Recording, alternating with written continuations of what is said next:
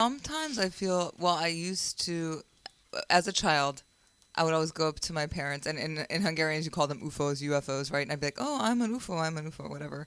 Really little, right? And my parents were like, okay, whatever she thinks, that's fine. And then I was really into the book The Little Prince, right? And so he's an alien, he tends to his little planets, and I would like play that and all this stuff. But all the time, like, I feel like an observer, right? Like I obviously have to participate in my life, like I have to pay bills and do adulting things. But like this sort of, that's the best way to put it, right? An observer like, to the human experience. Yeah, exactly. And sometimes I think some of the crazy losses that I've had with people close to me is just so I can have these intense experiences, so I can download all this info, go back to the mothership. And I'm not saying like, ooh, I'm like this cool alien. I'm probably just like an alien, like CIA operative, right? Like they just like plopped me here. I think you'd be a cool alien. Some low level you're like soldier. An informer. You're an yeah, informer. like just like a information gatherer. Yeah, we'll just put her there, and then then I'll be like, oh yeah, well. Well, you may not even be a her, so let's just. What them? Well, I identify as a she, her here. Okay. And then I go back and be like, yeah, these creatures are crazy. Like, you wouldn't believe how emotional they get, how crazy they are, like, whatever. And I, like, download, like, the human experience to them on Earth. You could be, but would you know? That's a great explanation. I'm just saying. Would you be conscious of it? I mean, I don't know, because I don't know you how wouldn't they know. I don't know how they operate. Like I said, saying. I think I'm like a low level. Like when I get captured, they're gonna be like, we don't know who she is, just like they do with CIA operatives. Right. Like, but I'm just saying. I'm just wondering. I mean, if let's say it's true. Let's say it's absolutely what you're. It could be. Yeah, absolutely could be. But would you be conscious that you are here as an operative? I don't know if that would be the case. Maybe they don't want you to, because the experience needs to be more authentic, or maybe it all comes to. Yeah, and there's just like, I don't know, there's like weird stuff in my family too, so I don't know if there were other aliens. Have you had experiences? And when I say experiences, out of body experience? No, so that's remote viewing. No, but my mom used to have out of body. Okay. And then what did that look like? Maybe you're only half alien. I don't know. Did you witness your mom? No, but she would tell us about it. So one of hers was, she could see herself like driving on the road, like in the car. I remember her sharing that one. Is that kind of like a deja vu type situation? I don't know. Yeah. I mean, I've had an out-of-body experience before, though. Like, there are a lot of people who do that. Yeah. I wish I could. What I've had are like flying dreams that seem very vivid. Also, when I was a teenager, I would have like very intense dreams and wake up very tired. And I was like, maybe I'm a vampire. And then I have to go like, teenagers, we love vampires. Generation X, right? So that was sort of like moving away from the alien to the Lost Boys. Hungarians, Transylvania vampire, makes sense. But like almost like I went on these like missions at night that were draining. So like that rest wasn't really rest. That was more like in my teen years, really awesome, vivid flying dreams where like, so the way I would fly is it's me in the human body. I would like go out on the street that I lived in. I go up, and then I'd be like, oh, you got to keep flying. And then I would, turn like my hand, turn flat like Superman. And then you just raise up. And it was always this anxiety of like, I want to keep going. I want to get higher. There's a dream I always remember of like, and when I land, I come down with my feet like this. And then I would land in this, I remember landing always like in this red dress near a barn party type of scenario. That one like always sticks in my head. I don't just weird stuff. You're like Wonder Woman. You know what's so crazy? I have no explanations, and no, not. I wish. Yeah, that's crazy because that reminds me of a vivid. I don't know if it's a vision, a dream. I have no idea whether it was in a conscious state or a subconscious state. But you couldn't tell me when I was a kid that I couldn't fly. Right. So that's part theta. Well, yeah, they crush your dreams later. You said kids live in theta, right? Absolutely. So with that, I'm going to tell you, any experience that you're having is an experience. I'd be willing to bet that there's a lot more to it than what you know. So that's one of the biggest things is people discount. They just dismiss. Oh, I had this dream. It was just a dream. Blah. So I have had an experience. I'm not sure if anybody's familiar with the Monroe Institute. We can talk about that in a minute, but it's phenomenal. So anyway, well, let's start now. So you've got what we know as left hemisphere, right hemisphere of the brain, right? Mm-hmm. Okay. And you got the analytical people. They're known for the left side. You've got the right hand side, which is the right hemisphere, which is creative, right? So what binaural beats do, again, we are all just energy. Everything is energy, and we're just using tools. So binaural beats is something that it was realized back when they first started flying planes. Pilots would fall asleep, and they would try and figure out why. It was because this engine was working at a certain frequency, and this engine was working at a certain frequency. So just to make it simple, if you use a stereo headset and you put 100 hertz in this ear and 104 hertz in this ear, you're not hearing 104, 204. You're not hearing that. What you are hearing is 4 hertz. And you will hear it go, whoa, whoa, whoa, whoa. Putting them to sleep. Yeah. Get out. Because it's taking you down to theta. Wow. So the other bonus and benefit of binaural beats is not only does it help put you in a certain state, but it actually causes both hemispheres of the brain to work in unison. They've scientifically proven this. They've shown it. If somebody is left brain and they're just going through their day, the left brain is active. You can see the different colors. I don't know the technology they use. Same thing with the right side. But after listening to binaural beats, both hemispheres begin to work together. You know, man, you have just, I don't know, clarified something for me. I don't know about anybody else here, but This is your analytical brain. I think part of what what Hollywood has done is they have ruined what hypnotic therapy is. Because going into this thing, I thought it was just a bunch of bullshit. I'm not gonna lie to you. You know what I mean? But know. you have literally put science behind it. Oh, absolutely. I am an analytical person. Right. And it has to be everything has to be explained to me in an analytical type way. I feel you. And you have now put science behind what you do. So going into this, I'm thinking, all right, hypnotherapy. All right, you know, I get that. I mean, and this is what Hollywood and the media has done, and you know, you go on AGT and you see, you know, they're hypnotizing Howie, and so it's become like theater, right? Right. It's become theater. So by you putting like I said, I can't speak for anyone else, but I'm an analytical person. But you putting science behind what you do makes it not necessarily real, but it makes it tangible for me, you know? Because this is how I understand things. I understand things. I have to explain. In my mind, I have to explain. Things have to make sense to me.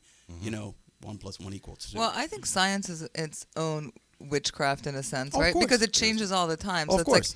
it's like our best sort of way at getting at stuff, right? Like we would be like, well, it's scientific, and it's like, oh, but it's like that science just changed. Well, it's science. today. It's scientific because somebody made it so. Yeah, but they test it until they prove it otherwise, and then they keep doing it over and over. And they can unprove it too. So I'm just saying it's always evolving. Well, actually, this is, if I can be absolutely open here, which I'm going to be, so you can cut it if you want to. But if you've got a billionaire that is given millions of dollars to a university to prove something, Push their agenda. they're going to prove it. Yeah, they are. If you've got a billionaire that's given millions of dollars to a university to disprove something, the exact same thing. 2 universities can study the exact same thing and come up with 2 different answers. This is what Hiran and I always say. You can always find a study to prove your point. Right? Like Absolutely. Exactly. Like Yeah, I'm always what if- like, I will eat eggs forever, and I will find all the articles that say eggs are good because I love eggs, and that's the end of that story. Yeah. That's the point of, if you have an agenda to prove, you can find some kind of science behind it to Right. prove what you want to prove. And I think, go ahead, Tanya. So I want to go back to what we were talking about before. I have a question. So my question is for you, Mike. So she was talking about, or we were all talking about these vivid dreams and subconscious memories, and I was saying that, I had an out-of-body experience, but I mean, I remember mine for sure, and it was, we'll talk about that later. But anyway, is it possible that those things really did happen maybe from previous lives, and it's just like a blip coming back in a memory. Does that make sense? My question. I suppose that's feasible. I mean, much like you, I want proof. I want to be able to analyze it. I want to be able to tell. I can't say yes or no, but I can say that I'm absolutely open to it. Well, I'm just saying because, like, if more like a feeling, right? Instead of a memory, because your brain doesn't travel in your next life. It's more of a feeling. It's a gut instinct. I'm going to jump in here to answer that question. Your brain is not what you think it is. Yeah. So just you think the brain is all knowing and it's the one that does this and that and the other. Chakras play a big role in it. The organs in themselves play a big role in it, and there's a lot of muscle memory in that. So they have not a study, but they have realized it, and this has happened more times than not. Let's say there's a lady who has heart disease, right? So she's on the list to get a heart transplant, and then all of a sudden she gets a heart transplant. She heals. And this is somebody that was vegan or very healthy diet. And then all of a sudden, a few weeks into it, she starts craving Big Macs and fries and loud music. So this is actually a true story. I don't have the names to be able to tie to it because I wasn't expecting to talk about this. Yeah, I've heard stories about this. But the heart that she got came from a high school football player who ate on fries constantly and Big Macs and listened to loud music. So it's not just the brain. Everybody thinks it's the brain. The brain is just a little organ here. To me, it's the mind, and the mind is all-encompassing. So as you get that and you feel that, it brings in all the different energies. Yeah. There's a guy. There's a Netflix show that talks about this guy that got a liver transplant, and then after he got the liver transplant, I think we were watching it together. He was able to play the piano classically, and he does like shows and everything. He never played the piano in his life, and they can't explain it. And it's after the liver transplant. It's because there's a bunch of the transplant memory. ones. And then the guy that he got the liver from was a pianist. I got a quick question. Healers need healing. Who do you go for healing? Ooh, that's a good one. It's not fair, though. Well, myself and other people, I have gone to a couple other people for the same sort of stuff. I'm an analytical person, so I want to be able to understand exactly what's happening, and that's what's gotten me here, right? So just go back. It's all about me. Let's talk about me for a second. Yes, I was going to ask what your training was and how you, So I've done a lot of stuff. I've studied a lot of stuff. I've been able to bend spoons with my mind, right? Y'all seen them. Yeah. Y'all seen them. I've done remote viewing, which is, for those that aren't familiar with it, remote viewing is sitting here and seeing something across the country.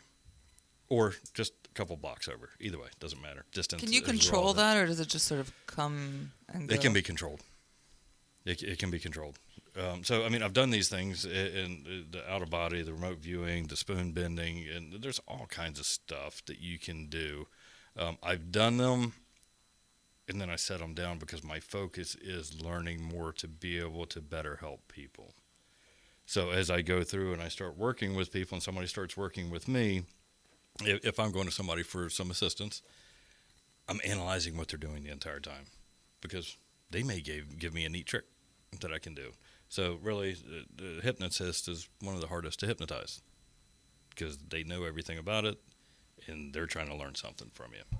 Are you resistant because you know so much? Absolutely not. Okay. So you go into it with an open mind. Absolutely. Okay. Yeah. Okay. Do you mind talking about your ayahuasca experience? My what?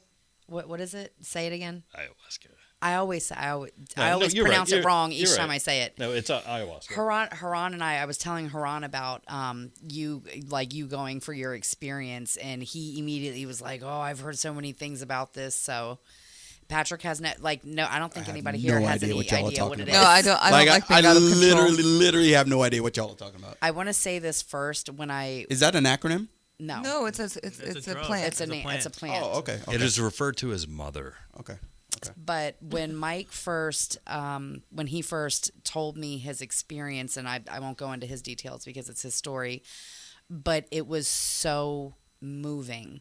it was just really so moving at the place that this experience took him to, that I cannot wait for a couple more sessions with Mike so that I feel like my mind would be in a better place for me to go and actually have this experience, because it just, to me, it was just like the perfect zen.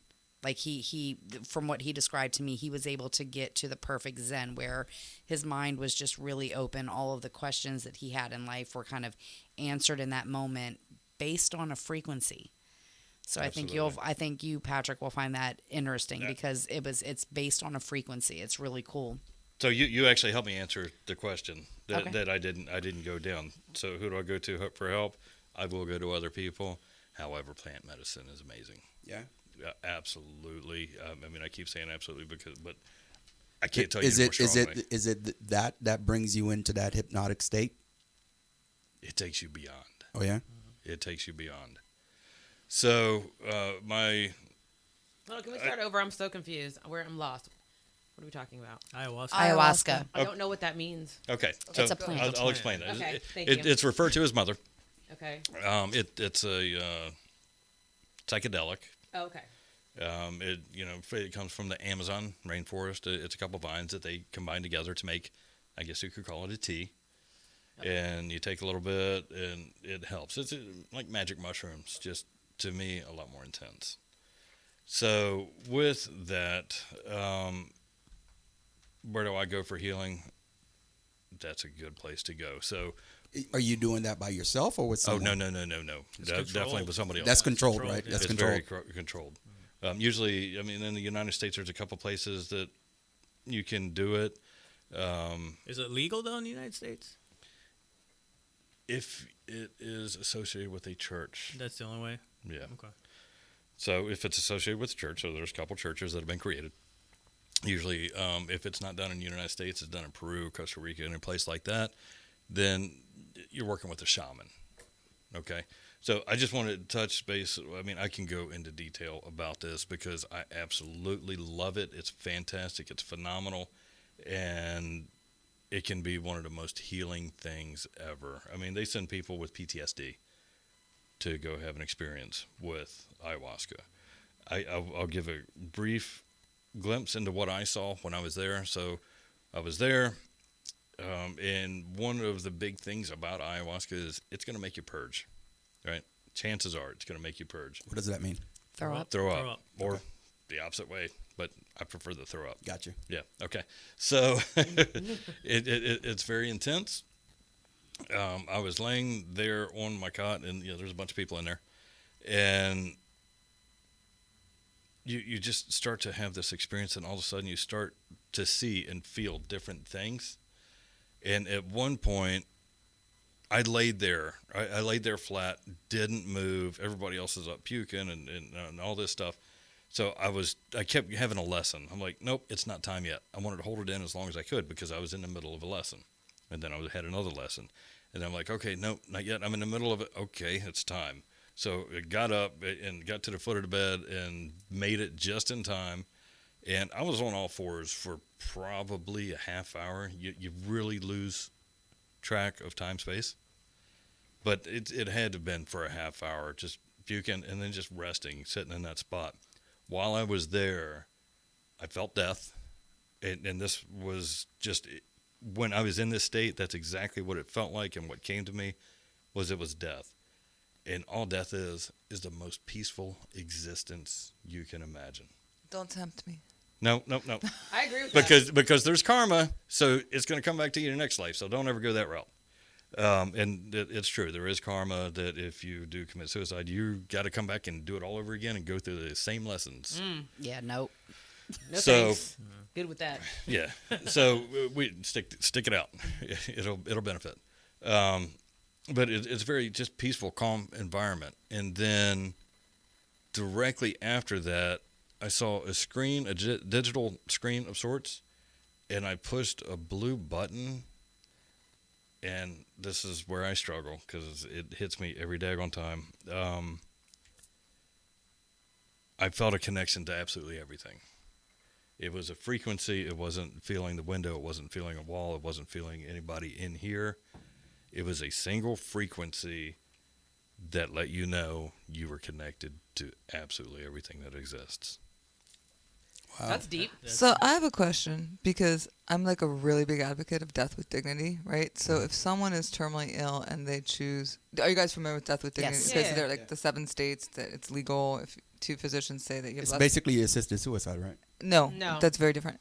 Well, it's no one's assisting you, so you legally have to be able to take the pills yourself.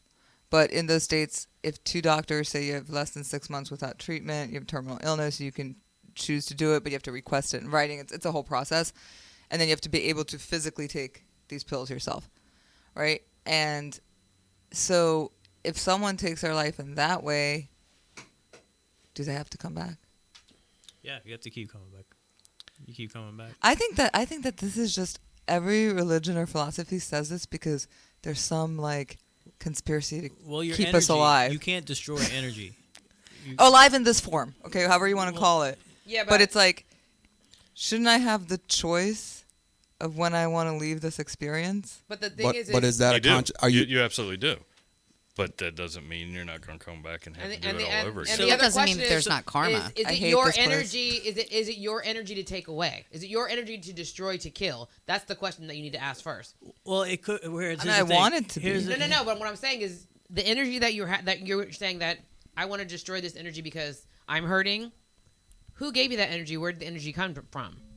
Well, I don't know. I don't have Exactly. any beliefs. So that means you don't technically Listen, have. they didn't download that info on the mothership. I mean, She is no, but so- I'm just She being. I'm uses just being, comedy as a, you Yeah. use comedy as a like a deflector. I love that though. I No, like but it. I'm just being Tanya, logical. Though. I don't think that's not what she's saying. No, I know. Not her energy. Like she's not destroying energy. Yeah, but I want to send The it out vessel- of this the vessel. body if it's You mean breaking start- down. but- Start all over again? Is But that my what you're point saying? is, no, she's not saying she doesn't want to start. Are you wanting to start over? Okay. No, okay, but let's say, okay, if I had like stage 4 cancer, No, I understand. Right. I'm not disregarding what you're saying. I I agree don't with want you. to start over. No, I want to. I don't think I would want to come back to Earth. Like I think that Right. I got That's it. not- not your. upgrade That's on not her your choice. vehicle. That's what. That's my that's whole not point. your- It's not that's your choice. That's It's not your your choice. energy to decide what to do with. Did you create the energy? I don't. Maybe. Right, but you don't. But because you don't know that, my point is who is responsible? Who is the creator of that energy? That's the person that can take it away and give it, take it away, push it to the side, or whatever it wants to do with. That's all I'm saying. All right. I'm not disagreeing with you. I don't want anybody to suffer either. So I'm not disagreeing with you. I'm just asking. I'm being, But we don't the know. devil's There's a I advocate. mean, nobody knows anything, right? No- Like, we Right. don't- Well, maybe Mike does. Cause So he's let me had ask. this experience. I'll ask Mike a question so we can. And get- maybe get down death to is this. different for everyone. So That's another thing. If we believe Life is a different in experience. reincarnation and the energy that because we are a physical body, but we are of a life force, right? So if we believe in reincarnation, you were someone else in a previous life, right? So just because you exited this world, your physical body exited this world, doesn't mean your being doesn't just cease to exist. Am I off base with that? Well, I mean, like I said, energy never dies. Transfers, transforms. That's it. So I guess I don't know So what our body just it serves as a vessel, That's right? it. For No, I energy. get all that. So, So- what Mike was saying is, if you choose suicide, right, to exit from your current body, then you'll have to come back. And I was just asking, and not like anybody really necessarily knows this, but like if it's in a situation like that, like The physical So- situation. are you going to have to come back and live that life What- all over again So- with the so- same cancer and the same thing? So there's a couple things, right? In one school of thought, which I happen to believe in, everybody has their own, and that's fine. You're here for a reason. So you picked this life to be here because there were certain lessons. You picked the people that you're hanging out with because there were certain lessons you needed.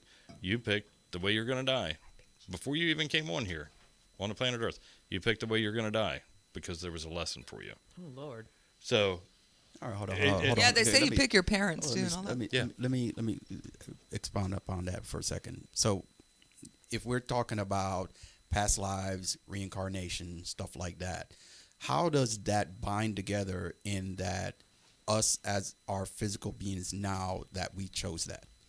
How It's those- not our physical beings that chose that. It's our spirit. right. Yep. He's talking about your spirit. It's Like prior all to. of this is preordained from your energy spirit. And your energy, it goes towards other energies, right? So if you picked your parents, like she was saying, right, your energy feels that your parents' energies were the ones that you need to be with. It follows it. It follows other energies. Like you can hang out with a certain person, and you can't hang out with a certain person. But we are an energy from another source, right? We don't. I don't know. I couldn't tell you the answer to that. From another lifetime. Yeah, that's what I Oh mean. yeah, from From another another- lifetime. Yeah, That's yeah. what I mean from another lifetime. So to answer her question about wanting to die, right? So if you have that energy already where you just want to die and you don't want to be here, you're gonna bring that energy to your next life. So that means Right. that happened before in the past. Yes. Well, now you can always change your path. You can change your journey whenever you want by changing your mindset. You can You control mean changing your future life. for your next life. Right, for Yes. your next Yes. life. Correct. I Yeah, have you an can do that. interesting example, right? And this goes back to my past life regression that I did with Mike. So in this life, we all agree because we've had these discussions before. I am a people pleasing nurturer. I want to take care of everybody to the point where I am so far last on my list of priorities. I'm not even on my list of priorities. That was you were supposed to start putting stuff to That was yourself. part of the stuff that I was working on with him. So, interestingly enough, the 2 lives that Mike and I were able to go through, I was a big sister. I was a big sister or brother in each of those lives. I had siblings to take care of. In taking care of one of my siblings, that's how I died in one of my lives. So it is interesting to me how that keeps being a reoccurring theme. Like that was my one takeaway from that. It was a reoccurring theme that I constantly want to take care of other people and be a big sister, be a mother figure to other people, where I put myself last. All right, so we have upcoming in a episode that's going to be airing, I think, in April. I don't know, March, April. So we have a life coach coming on, a friend of ours that, we went to high school with, Michelle Goodwin, Joy of Coconut. So I want to talk about your life coach. How does you say you're a life coach and you're a hypnotist, do those things combine or are those 2 separate things? Again, I for me, using the term life coach doesn't fit. It can, but I prefer energy coach. Which is definitely more fitting. And the reason for that, I mean, okay, first, and I don't know if Stephanie heard this or anybody, I don't like words. And I don't like words because I can say the word red, and everybody in here can have, is it a color? Did I read a book? I hate labels. Absolutely. Oh, I can't stand labels. Or they destruct. Mm-hmm. Because once you label something, that's what it is. Mm-hmm. That's all there is to it. So to go back to the life/energy coaching, that's why I've learned all the stuff I have learned. So a lot of life coaches, and not knocking because they are perfect for a lot of people. Life coaches, okay, we're going to work on this week, and we're going to work on this week, and we're going to work on this week. I mean, these are weekly interval meetings or even monthly or however it ties out to be. It doesn't matter. Me, I've got a set of skills, not like Liam Nelson, but I've got but I've got a set of skills, and I know how to use them appropriately when and how and with who. So it could be something as simple as I can quickly take or transform a negative energy into a positive energy, or a negative thought into a positive thought. Facts. We did that I'm yesterday. a witness. And that, Instant, and it was. Yep. 3 minutes. Mike's that 3 minutes was so profound. It literally changed my life. It changed my life, and it was a simple conversation. You guys have heard me talk about this before. How I have that internal loop of my mom running around in my head, asking me who the fuck I think I am. I promise you, this man asked me 3 separate times, "Well, who the fuck are you?"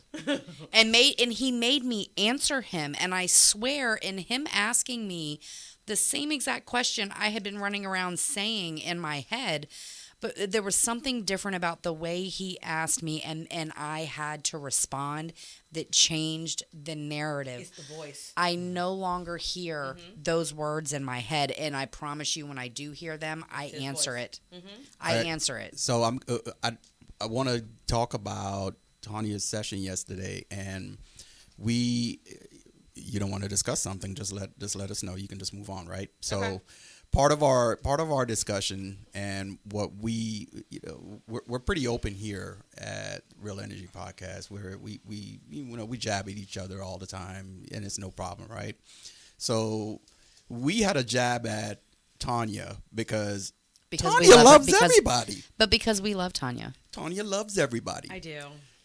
And I want to find out where that comes from, because trust me, I don't like some people. It drives him crazy. That It drives me crazy that she loves everybody, and I don't think that's possible. So answer me this, not to take away from No, go ahead. So if there's somebody that you can't stand, what do you do? I don't necessarily let them know, but I don't shy away from confrontation, right? Okay. So say for instance, you and I just didn't like you, right? Your energy just didn't vibe with me. I have no problem in saying, you're a fantastic guy, but I don't think I'm going to hang out with you anymore. Rock on. That's good. Because as long as you can speak your truth and you can speak with love. Yes. Nothing I do, and this is where a lot of people get a misconception of me. Nothing I do comes from a place of hate. Perfect. Everything I do comes from a place of love.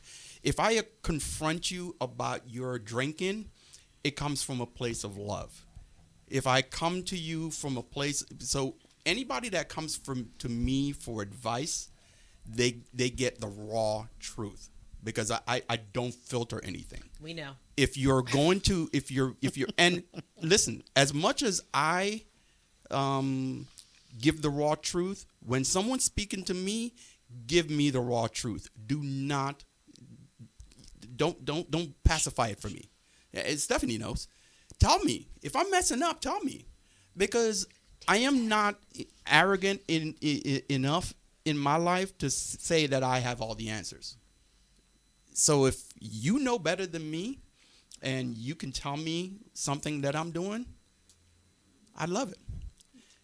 In my investment group, I have an investment chat group. I love it that there are more people on my chat group that know more than me. Because if I'm the sole voice of authority, I'm in the wrong group. I'm literally in the wrong group. Yeah, Pat's pretty good about that, Exactly. because he mentioned something about people leaving comments, and I told Pat to leave the comments on there, and you said the same thing, and he went with it, and he was like, "Yeah, you know what? I think I'm gonna go with it." So we just did an episode on criminal justice, and we're running ads. I'm running ads everywhere in the United States, so it goes to a lot of red states, and there were a lot of comments that just really, really bigoted comments, and I don't like negativity surrounded me. So Haran talked to me about it. He gave me his suggestion. I kind of poo-pooed it for a second. And then I said, all right, well, maybe I'm full of myself. So let me ask her, right? And then I asked her. She's like, no, just leave it up. You need that back and forth. So, I said, and I slept on it on the night. Well, actually, I didn't sleep on it. It was like 2 hours later. I was like, you know what? I think they have a good point, Although negativity is not something that I travel in, some people need that back and forth, that yin and that yang. I don't need that yin and yang. I want your energy to align with my energy. If it doesn't align with my energy, I'm good. I told her there was somebody that she knew. I've never met this person before, but she was describing this person before. And I told her, I think I'm good. I think I'm good not meeting this person, because their energy is going to disturb my peace. And if their energy disturbs my peace, I don't want it. I am going to buck up like a bulldog. Right. And I'm going to let them know. So I don't want to be in the same room with that person because their energy disturbs my peace. Like he's very protective. He's real protective over his energy. Which I think more people we all should be. I'm pretty loosey goosey with mine. Like because I want to. That's. Because I want to shut up. Because I want to. Because I'm a people pleaser. Because I want everybody to be happy. I want everybody to feel good. If you're sad, come here and let me take your sadness away and let me make you smile. That is my nature in life, but it is also my downfall. Well, it's my nature too, but not to that extent. No, I'm definitely. But wait, back to Tanya's. Hang on, Mike had something No, to I was say. going to say that's a good thing. I mean, you've got your gig, I mean, everybody has their own gig. Right. You're here, so you're not going to tell Stephanie to act differently. It's not going to tell Tanya to act differently. It's not going to tell anybody to act differently. I think it was Henry Ford, convince a man against his will, he's of the same thought still. So when you try to force anything upon somebody or force somebody to have your belief system, it's not going to work. They've got theirs. So what you're doing, you're nurturing, that's what you're here for. That's one of the things I find beautiful about you, is just that right there. But we said Dude, that in my. We literally just had this conversation. We literally just had this conversation 2 weeks ago or a week ago. I said, this is a conversation that her and we're going to get back to you in a second. Some people are the hammer, some people are the nail. Okay? I am the hammer. We know. She is the nail. We both need to exist. Mm-hmm. Right. Yes. Like we both have a purpose in this life. You know what I mean? Right. So I can't make you be the hammer as much as you can't make me be the nail. Yeah. And so we had that conversation. So I kind of want to get back to you. So did y'all even discuss this on why you love everybody so much? No, but didn't I tell you that Pat said that? I think I told you that, didn't I, yesterday? I feel like I told him that you said that. I think your love thing is like an overarching like acceptance, like because you'll meet someone, you know, in like 30 seconds, and be like, oh my god, I love him or I love her, but it's not like I love you, like I'm gonna take a bullet for you, love you, or am I wrong on that? Oh no, you are definitely not wrong on that. I'm not taking a bullet for nobody. Right. So I don't think it's like. I think it's just she sort of accepts people as they are, and like she might like their initial energy, and so she expresses it by using the word love to be like, "Oh my God, I love Stefan's wife." So you know, she called him for 30 seconds to the show, and you maybe never seen her. You know? When you use that term, do you mean that in a literal sense or in just as a passing? No, well, okay, so like, is it like I love this pizza? I think equivalent? she gives everybody the benefit of the doubt, right? Yeah. You know, she, Right. she- Well, We'll just all speak for you, Yeah, Tanya. yeah. I think that's a great idea. Go ahead, please. Go. No, I think Tanya gives everybody the benefit of the doubt. You know, she looks at the good in everybody right off the bat, and then she embraces that first. And then when somebody does something wrong, then she's like, you know what? Forget this person. That's how I feel. Speak on it. Speak on Is it. that kind of true or no? Yeah, he's very much true. Yeah, it's just like, everybody's innocent until proven guilty. Absolutely. Because, I told you this the other day that most of their lives are shitty most of the time. And I might be that one person in life that gives them the good part of their day. Just because I'm nice to them, say something funny, acknowledge their presence. They might have spent their whole day with nobody acknowledging that they even exist, and I spoke to them. That might have made their whole day. Somebody might be on the edge of committing suicide, but I spoke to them. I gave them 2 seconds of love, even in the smallest entity. And if I can do that and save somebody from feeling bad, from saving them from having a bad day, from Giving taking their them lives, hope. Giving them hope. I'll be that person. I can't be that person for everybody, every day, all the time. But for that moment, I can be that person. So you know what the statement that I made to you the other day when we were at the leg warmers is that's fine as long as you're not doing it to the detriment of yourself. I mean, and that definitely, and I told you it's a blessing and a curse because do you remember those ladies that were talking to us that night? Literally, I was hiding from them later because they were like, "Oh my!" Remember those ladies that were hugging me? Oh yeah. I do have that problem is that some people they don't know the boundary of it. You know what I mean? Is it that they don't know the boundary of it, or you Oh don't no, know the boundary of it? I know the boundary of it. Yeah, I do know the boundary of it. I'm going to be clear. I don't. Oh no, I have a big problem with boundaries. We all know that. I I know. have a the huge difference. problem I with feel boundaries. I feel like that happens to me too. Like if a girl is crying in the bathroom, I might ask her what's wrong, but I feel like that, or I know my boundary. They might not sense it, and if they're a little drunk, then I'm their best friend for 30 seconds. I'm like, okay, whatever, and then I move on. But like, I'm not an empath like you guys are. Yeah. I'm an empath, but I do. I mean, I have created boundaries over time. I've had to because I have been taken advantage of way too many times. So yes, I have been that person where I didn't have the boundaries. But I mean, and don't get me wrong, my boundaries aren't like where they should be for sure. But I'm not gonna, I'll be nice to you, but you're not gonna follow me around, and you're not gonna be calling me tomorrow, and I'm not doing that. See, I'll be your I'm friend like, at the club boundaries. at 2 Can I go to o'clock. Walmart and We're not find friends those? anymore. Or do they sell boundaries at Walmart? That's where I'm at. If they do, we will be in the self checkout together, girlfriend. Right. It's just so funny. It's just so funny to me, right? And Stephanie's best friend, we all love her, Megan. She's going to be on the show here in a little bit. She's going to be giving us her real feels. And she was telling me an episode that happened at her bar. And I told her, these are the instances that you need to bring Megan in and have her, because you have a problem with being somewhat mean to people.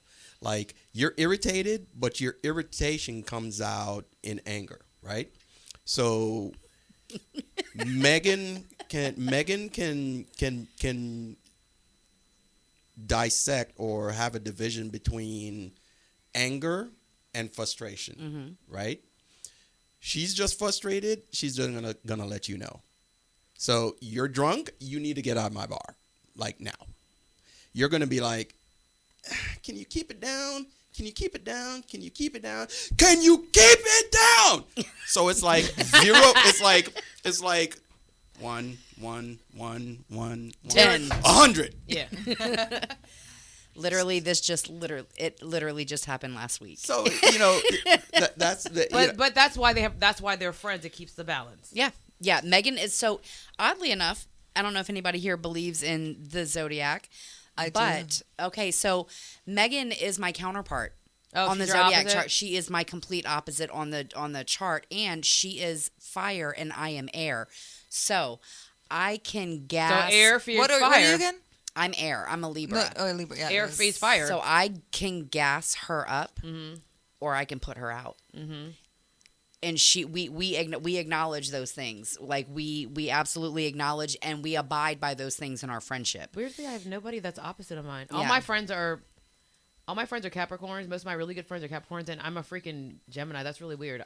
Mine should be Sagittarius. Yeah, Or the opposite. Every Mine is Aquarius and Leo, so I'm a Leo, and like one of my best friends is Aquarius, and we're a good balance. And then one of my other best friends who was also a Leo, we were fire on fire, and we would just Gas amp each each other other up, and people hated being like Pat, around us what at are the you? same What are time. you, Pat? he's a Sagittarius. Sagittarius. Slash I'm Scorpio. split. He's got I like am- 12 personalities. I'm a I'm a Yeah, we know. Sagittarius and I'm a Scorpio. So every other leap year, I am something different. So I have split personalities. He's more split than I am me. a very look, man. Look, here's the reason why I have a very, very select few of friends, because I'm a lot to take. And that is because It's a lot of them. Facts. I am very strong in my opinions. I'm not telling you that I am strong to where I'm stubborn in my opinions, but I'm strong in my opinions. If you have a different viewpoint, please. I am all about constructive conversations. If you come at me in a different way, if you come at me one way, you're gonna get it one way. If you come at me one way, you're gonna get it one way. You and I we have a lot of conversations. We have a lot of random conversations. A lot of intellectual conversations. So we were having this conversation about